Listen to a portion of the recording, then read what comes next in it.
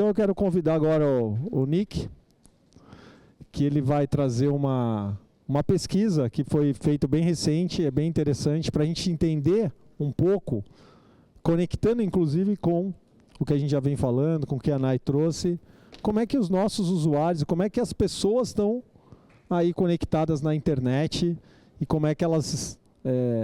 como é que está a postura delas diante da internet. Obrigado, Nick. O Nick, o ano passado, foi mestre de cerimônia, ajudou bastante aqui. Esse ano está como palestrante, mas depois vai ser o mestre de cerimônia. Depois que eu largar aqui o posto, hoje vai ser ele junto. Ele nem sabe disso. Olha o coração dele. Obrigado, tranquilo. Parabéns mais uma vez. Valeu. Esse não, passo por aqui. Bom dia, pessoal. Todo mundo me ouvindo bem? Às vezes eu falo meio alto. Se eu estiver gritando, me avisem aqui, por favor, tá bom? E compartilhando com vocês que quando o caminho de pessoas que têm um propósito se cruzam, algo especial acaba acontecendo. E é isso que está acontecendo aqui na segunda edição do Human Risk Management Conference. Pessoas que se dedicam tempo, se conectam, isso é maravilhoso. E essa comunidade que a gente está criando é algo que não existia antes. Então aproveitem para fazer esse relacionamento, se conectarem, e não só aqui no evento, mas também nos grupos de WhatsApp, no LinkedIn, porque essa nossa sociedade mais segura vai ajudar todo mundo, não só na parte corporativa, mas também dentro das empresas. Então, aqui nessa segunda edição, nós fizemos um trabalho para rodar essa pesquisa. E dentro dessa pesquisa, a gente conseguiu colher algumas respostas. Depois eu vou pedir a ajuda de vocês, se vocês tiverem um tempinho de responder também, para a gente aumentar o número de respostas. O meu nome é Nicolas Schuttke, eu tenho mais de 20 anos de experiência em cibersegurança. Trabalhei em empresas como as Scaler, a ForeScout, a FireEye, a Microsoft também, e a última foi a Nozomi. Eu acabei deixando um pouco esse mundo corporativo um pouco mais tradicional, e agora eu estou focando na parte de conselho, palestras, essa parte de gerar conteúdos também B2B, voltei a empreender. Acaba sendo um baita desafio a gente empreender, mas eu confesso para vocês que acaba sendo muito gratificante, né? E como pessoa, eu tenho o meu lema de vida que são pessoas e experiências, e eu estou muito feliz de estar aqui com vocês hoje, porque eu estou juntando as duas coisas que eu mais gosto, pessoas e experiências maravilhosas. E eu fico muito feliz também quando eu acabo ouvindo algumas outras pessoas comentando que se identificam com esse mesmo propósito, ou mesmo quando estão viajando, mandam uma foto falando assim, olha que momento incrível, me lembrei do pessoas e experiências. E como propósito de vida, eu quero deixar o mundo digitalmente mais seguro do que eu encontrei. Eu acho que tem um pouco a ver com a minha infância, que eu queria ser bombeiro, policial, acabou não indo por esse caminho, mas por que não, dentro da área de tecnologia, de cibersegurança, levar esse propósito também. E isso vai a cada um de vocês, porque quando a gente vê, né, os nossos familiares, alguém da nossa comunidade, ou qualquer um dentro da nossa população, tendo ali, né, valores subtraídos ou sendo exposto de alguma maneira, é algo que tem que mexer com a gente tem que levantar a mão, dar um passo à frente e ajudar esse ecossistema a elevar a maturidade. Então, podem escanear esse QR Code, por favor, não é nenhum malware, fiquem tranquilos. Eu queria primeiro agradecer quem já respondeu. Então, a gente já teve um subset de respostas para garantir que eu teria alguns dados aqui para mostrar para vocês, mas vocês podem responder agora, podem responder depois em casa, ou levar essa iniciativa, depois falem comigo, vocês podem levar para a empresa de vocês. Por quê? Dentro dessa minha jornada de levar a maturidade do nosso mercado, eu acabo me envolvendo em várias iniciativas. E há 3 anos atrás, eu me envolvi em uma que era para a gente fazer uma pesquisa no mercado brasileiro para entender como que estava a nossa maturidade em termos de cibersegurança. A primeira edição, a gente lançou o resultado lá no INSPER, foi bem bacana, mais de 200 empresas responderam à pesquisa e a gente conseguiu identificar que tinha uma jornada muito grande ainda, de 100 pontos possíveis, as empresas estavam ali com 47. No segundo ano a gente conseguiu crescer um pouco mais, né? Nesse processo de crescimento, quase 400 empresas responderam essa pesquisa e a gente lançou esse lá na Arena B3, foi muito legal. E olhem só quem a gente conseguiu para fazer a palestra de abertura, o próprio presidente da B3. E no discurso dele foi muito legal, porque né, ele, um executivo, um CEO de uma empresa, passou uma mensagem que tocou a todos que estavam ali, que não era ninguém da área técnica. E por que a gente conseguiu tocar todo mundo? Porque a gente não levou nada de techniquez, nada de sigla, nada de medo. A gente trouxe indicadores, trouxe benchmark, nível de maturidade, por vertical, impacto financeiro. Ah, Nicolas, mas o número não é exato do impacto financeiro. Não é, mas se o executivo sabe se o prejuízo pode ser centenas de milhares de reais ou dezenas de milhões de dólares, já ajuda ele a ter uma noção aonde vai colocar todo esse investimento. E nessa fala final do Gilson foi muito legal. E ele comentou que a gente tem que buscar a sustentabilidade digital. E aí foi onde provocou a gente a mudar um pouco a abordagem dessa pesquisa. Porque se eu estou olhando só cibersegurança e não estou bem na proteção de dados, serve de alguma coisa? Pouco. Né? Se eu estou bem ali em cibersegurança, né? Estou com projetos em estou bem em dados, estou com projetos em a todo vapor, mas não estou me preocupando em cibersegurança, vai funcionar? Também não vai funcionar. Tem que ser realmente ali um tripé, né? Onde se um está um pouco mais fraco, acaba caindo, vai impactar tudo. E aí, nessas conversas, o que a gente tinha esquecido? A parte do usuário. Né? Então, o usuário, a gente também tem que entender qual que é a postura digital dele para que não se coloque todo o resto do investimento a se perder. Então, eu fiz um bom investimento em cibersegurança, levei à maturidade, um bom projeto da parte de governança de dados, IA, mas quando você vai ver o CFO, ele compartilha a senha com todo mundo em casa, não cuida da rede doméstica, até a própria conta bancária dele ele acessa de rede pública sem nenhuma proteção. Então, mesmo que o departamento dele esteja bem, esse indivíduo, essa pessoa, pode gerar um impacto muito grande dentro da organização. Então, o intuito dessa pesquisa, vocês vão notar, que é para tentar identificar qual que é a postura desse usuário, nada corporativo, olhando bem a parte pessoal, para a gente conseguir fazer esse mapeamento de calor, aonde a gente tem que dar uma atenção especial. Isso, gente, é para complementar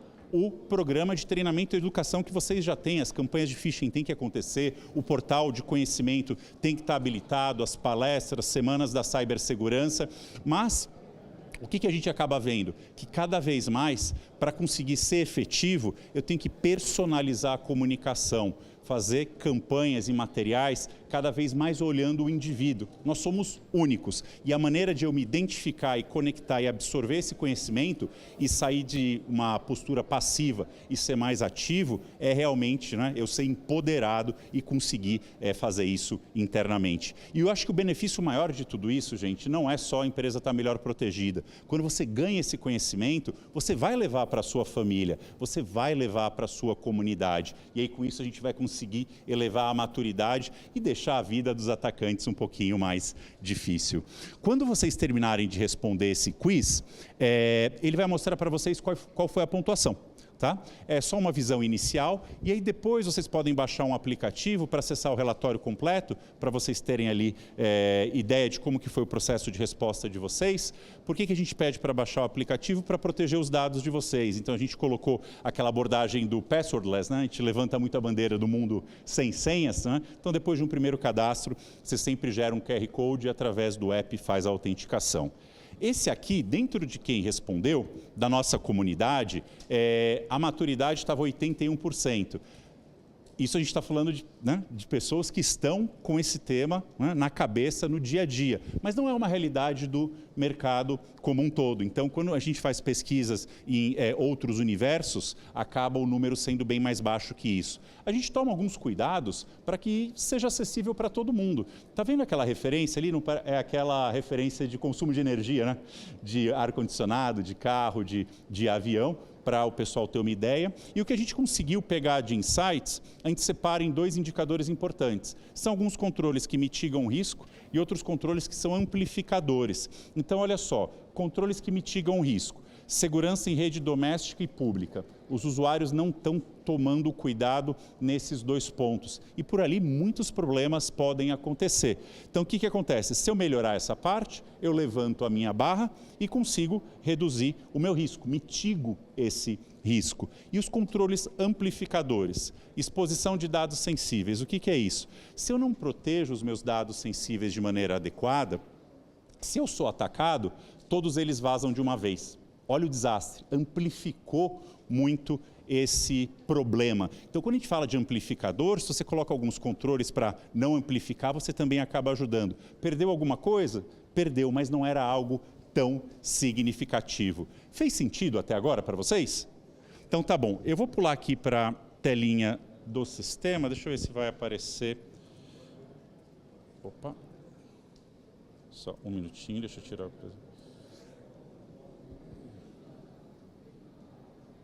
Foi, né? Deixa eu só colocar o microfone aqui um minutinho, gente.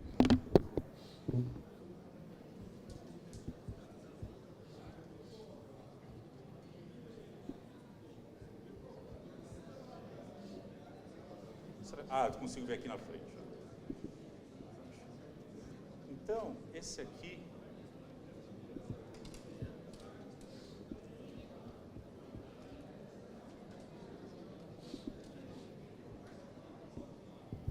Foi. Ficou pequeno, né? Eu tinha que ter dado um zoom. Só mais um minutinho.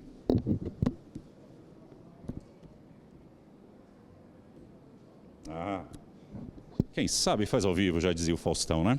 Então aqui vocês já conseguem visualizar e aí você consegue ter uma ideia de risco. Porque quando você vai buscar um investimento dentro da sua corporação, é muito importante você levar benchmarks, né? Ter esse poder de comparar com outras verticais, outras empresas, outras regiões, mas você tem que levar esse indicador de risco, porque esse é o linguajar do board que vai provocar os executivos se eles não estiverem fazendo os investimentos adequados, ou vai ajudar o executivo a entender o que tem que ser feito e conseguir fazer os aportes adequados, né? Uma outra coisa que eu sempre sugiro nessa minha experiência de board é nunca vá só com um cenário. Coloque sempre 2, 3 cenários, porque depende muito do momento da empresa. Se a empresa ela quer ganhar mercado rápido, ela vai correr mais risco. O apetite ao risco dela é maior. E a gente vai ter que aceitar isso, mas eles estão sabendo exatamente o risco que está correndo.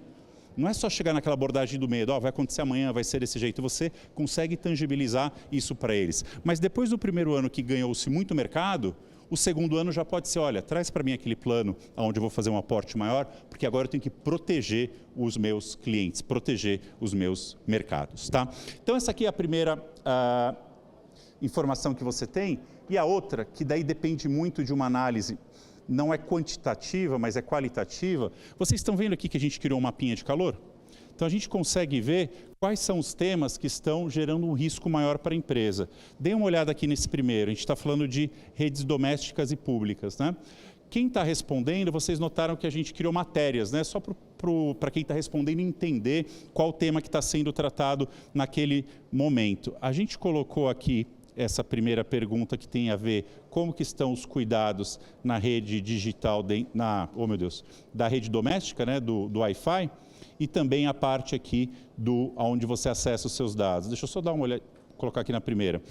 Olha só, tem muitas pessoas que quando instalam a internet em casa, você está lá e reseta a senha padrão, coloca, né, muda o nome da rede e tudo mais, mas notem que tem pessoas que não fazem. Naquela abordagem de a gente entender que cada um é um indivíduo, não seria legal a gente criar um conteúdo, um guia, um shorts, um vídeo rápido, explicando, mas não é só explicar, falar assim, você tem que ter segurança na rede doméstica. Você vai ter que entender que tem um grupo ali que não está fazendo nem o básico. Depois o outro que faz alguma coisa. E o que faz o básico não tem a expectativa de levar dali para a melhor prática. Tudo isso é uma jornada. Reduzir o risco é uma jornada e elevar a maturidade é uma jornada. Mas na hora que você se dedica para criar esses materiais específicos, se comunicar de maneira adequada, você consegue elevar bem esse processo. Um outro ponto aqui, deixa eu pegar de exemplo, a gente estava falando dos aeroportos, né? Essa aqui, você usa a VPN quando se conecta de redes públicas, né? Depois vocês vão ver o relatório completo, vocês vão notar que tem ainda muitas pessoas acessando conta bancária de rede que não é segura, né? Acessando as redes públicas para acessar dados sensíveis. Então, acho que teria que ter uma comunicação ali mais adequada, mostrando a importância de você ter no seu computador pessoal, no teu celular, a VPN explicando o contexto todo que está ali por trás. Não só para a segurança, mas para a sua privacidade. Está fazendo sentido até aqui essa jornada da gente identificar e tratar ali com mais especificidade, porque aí a gente consegue engajar mais as pessoas, tá bom? Então, vamos pegar um aqui que o pessoal está bem maduro, só para vocês terem uma ideia. Segurança em serviços digitais. Aí, quando a gente faz o lançamento do resultado da pesquisa, esse ano vai ser no dia 13/11, vai ser lá na Arena B3 de novo. Aí a gente gera um e-book bonitinho, um relatório completo e compartilha com todos vocês, porque isso acaba gerando um benchmark legal. E outra coisa que é interessante, quando a gente fez o benchmark de segurança, algumas pessoas falaram assim, mas já tem um benchmark da IBM lá, um relatório incrível, né, da Verizon, mas quando você está no board, qual que vai ser o desafio que eles vão falar? Esse é o dado americano, não é o dado aqui do Brasil. Aqui é a nossa jabuticaba, tem que ser um dado muito localizado. Então a gente foi no primeiro ano e fez do Brasil. Aí quando a gente foi apresentar para as empresas o que acontecia, mas eu não sou banco, né? É o banco que investe tudo isso. Ano passado a gente já conseguiu fazer por vertical, então a gente consegue ver o do Brasil, o da sua vertical e esse ano também por maturidade. Né? Então, eu não tenho um CISO, eu não posso ser comparado com alguém que tem um CISO e um diretor de TI. Não, olha, tem um dado, recorte aqui bem específico seu. E esse último aqui que a gente vai ver, vamos ver como você está acessando as contas bancárias. Olha, para as contas bancárias, vocês estão vendo que o acesso, né, pelo site do banco em qualquer computador disponível, se não tem ninguém fazendo isso, para que gerar conteúdo com esse contexto dentro da sua empresa? Vai gastar recurso, vai gastar tempo e não vai engajar as pessoas do outro lado. Na hora que você começa também a gerar muito conteúdo que a pessoa não está vendo o valor, a chance de ela desengajar na próxima campanha, na próxima iniciativa que vocês fizerem, vai ser mais difícil, tá bom? E só para reforçar agora o porquê que a gente... Deixa eu ver se já vai automático. Tá. E por que a gente está provocando vocês a terem essa abordagem? Vamos falar dos nossos influencers, coaches e vendedores de infoproduto. Vocês já devem ter visto como que eles pensam, como que eles criam as campanhas dele. Na hora que alguém vai lançar um infoproduto, eles chegam a gravar 300, 400 anúncios do infoproduto. Aí você fala, mas não é o mesmo produto? Para que ele vai gravar 400 vezes? Porque ele pega e faz um perfilamento de faixa etária, de remuneração, de localização geográfica no país, pegam ali características de cada ponto e na hora que ele cria a campanha para enviar isso por e-mail, para enviar nas redes sociais, na hora que você recebe a propaganda desse infoproduto, você se identifica imediatamente.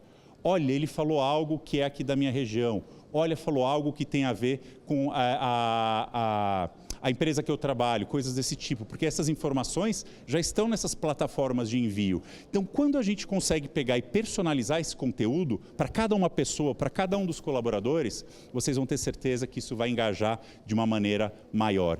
E a gente tem que também pegar os benefícios da IA. Né? Então, a gente consegue hoje criar um conteúdo, facilmente a gente já cria para vários idiomas. Eu fiquei impressionado. Primeiro vídeo que eu gravei, e aí depois eu pedi passar para o inglês, não só o inglês estava perfeito, mas a maneira que eu mexia a boca parecia um nativo falando. Aí eu passei o do espanhol, a boca já mudava, já parecia direitinho. Então, assim, a gente já consegue hoje tocar cada uma, né, das regiões que a gente tem sites, escritórios ao redor do mundo. Mas não é só isso, é a gente começar a colocar, né, outros pontos ali dentro dessa comunicação que vai conseguir tocar o pessoal do Nordeste, o pessoal do Rio Grande do Sul, né, o estagiário, o CFO, e isso tem muito a ver com a linguagem. Né? Então, é esse caminho. E por último, quando a gente fala de psicologia, eu não sou o maior especialista nisso, eu busquei ajuda para trazer esses pontos, mas está muito ligado a isso. Né? Você, quando tem a identidade, você tem que reforçar essa questão de pertencimento. Quando você reforça, você como indivíduo passa a ser esse agente transformador. A Nay estava comentando aqui no bate-papo anterior, né, que não pode ser aquilo, né, você ser punitivo. Você tem que gerar um ambiente seguro para que a pessoa venha a reportar. A gente tem que tangibilizar o quão importante é, mesmo se você clicar, se você abrir, informar o mais rápido possível, porque desse ataque acaba não se espalhando tanto e o pessoal consegue mitigar um pouco esse impacto. Né? Então pode ter um computador infectado, pode ter uma senha roubada, mas não parou a produção, não vazaram os dados. E na hora que você empodera esse usuário para que ele, né, mesmo com um superior, não permita, né, que faça um pagamento, não permita que compartilhe uma senha, é muito interessante. E falando de coisas sociais também, uma coisa que tem me assustado é a quantidade de pessoas que estão endividadas com as bets. né? E quando você tem esse problema, você tem pessoas fragilizadas dentro do teu time. Então você tem que ter essa proximidade pessoal de cada uma delas para entender esse momento pessoal, porque os cybercriminosos e criminosos têm acesso a essa informação. Então se eu estou num momento fragilizado, eu vou ser abordado de uma maneira onde eu vou resolver esses problemas e rapidamente eu estaria disposto ali a entregar meu usuário e senha, plugar um pendrive, né? Então essa questão social a gente também tem que ficar muito atento. E para a gente tomar uma ação, o ideal seria a gente fazer esse primeiro mapeamento. Não dá numa primeira rodada a gente personalizar tanto, né, que vai ser um conteúdo para o Nicolas, exclusivo para o Nicolas e mais ninguém, mas a gente já consegue fazer algum nível de personalização. E com isso vocês vão ver o engajamento aumentando dentro das empresas. Isso tem que ser sempre reforçado, não tem como a gente fugir disso. E depois que a gente fizer tudo isso, o que a gente vai ter que fazer de novo? Todo o processo, né? Eu falo muito dos jogos infinitos, né? Cibersegurança é um jogo infinito, né? Então tudo que eu fiz hoje, amanhã eu tenho que revisitar. É igual na nossa vida, né? A gente foi na academia, cuidou da alimentação hoje, amanhã o que a gente vai ter que fazer? Tudo isso de novo, né? Na hora que a gente estudou, adquiriu algum conhecimento, a gente até conseguiu um diploma, isso é um jogo finito, mas o conhecimento, os estudos estarão com a gente para o resto da nossa vida, tá bom?